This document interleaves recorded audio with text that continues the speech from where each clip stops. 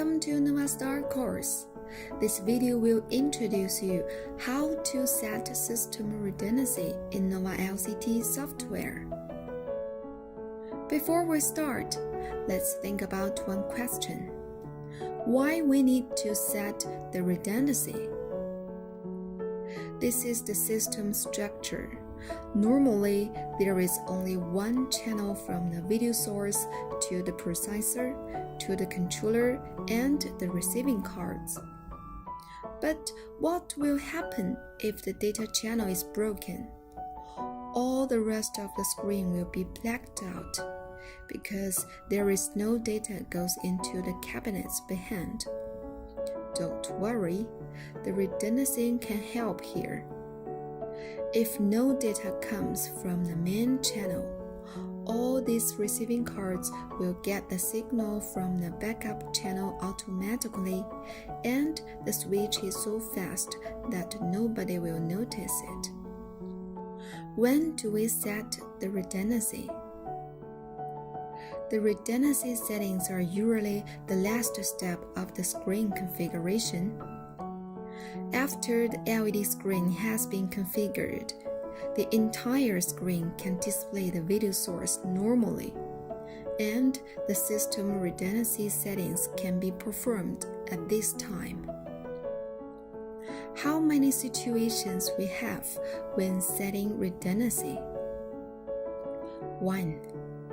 Redundancy settings between output ports, mostly used for low-resolution screens to prevent black screen problems when the network cable is disconnected.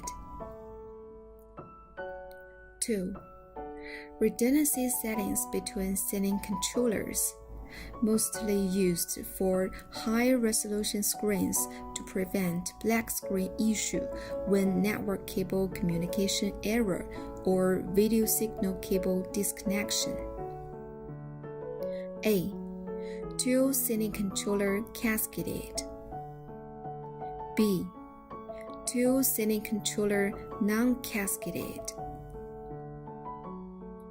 In my demo, the resolution of a single cabinet is 192 by 192. The screen is 2 columns and 3 rows. The total resolution is 384 by 576. Okay, let's take a look at how to set up redundancy for these cases one by one. 1. Redundancy settings between output ports.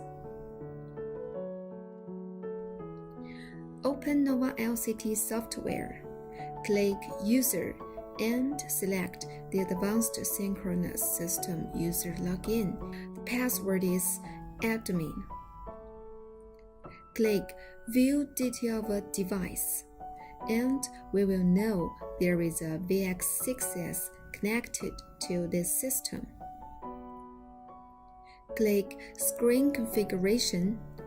Go Next. Get into the setting card setting interface. Click Add from the redundancy setting area. Tap the corresponding relationship at the pop-up redundancy settings window. The serial number of the primary and backup setting card is the same, default 1. If the port 2 will be the backup of the port 1, just type 2 at the serial number of the backup port. Click Add and close this window. Click Send and save it. The redundancy setting between output ports is finished. 2A. Redundancy settings between 2 cascaded sending controllers. After Advanced Login, click View Detail of a Device, and we will know there are 2 pieces of a VX6S connected to this system. Just one communication port means they are cascaded. Click Screen Configuration. Go Next. Get into the setting card setting interface. Click Add from the redundancy setting area. Tap the corresponding relationship at the pop-up redundancy settings window. This time, we need type 2 at the serial number of backup sending card. If we use the port 1 of the second VX6S to be the backup port of the first VX6S port 1, then we tap 1 in both blanks. Same principle if you have more output ports being used.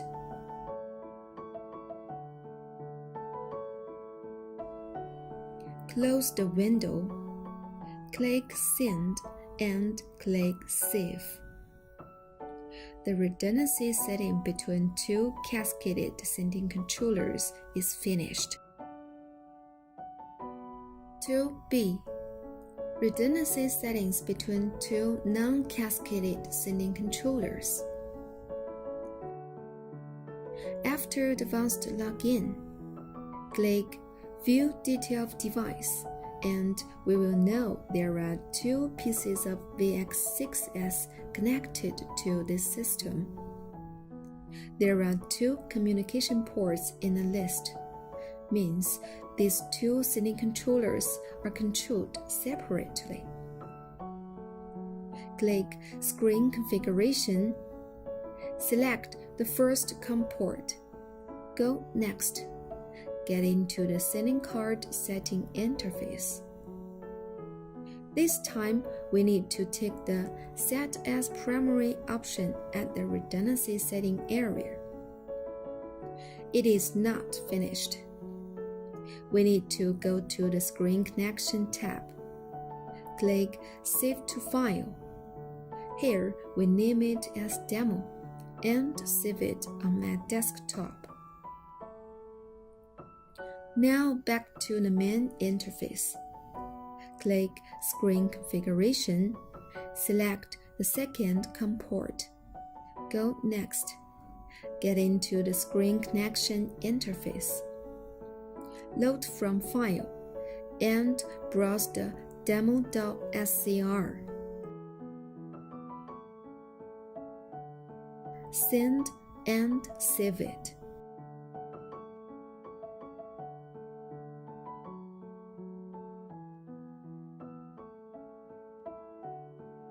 Then back to the sending card interface. Take the Set as Backup option.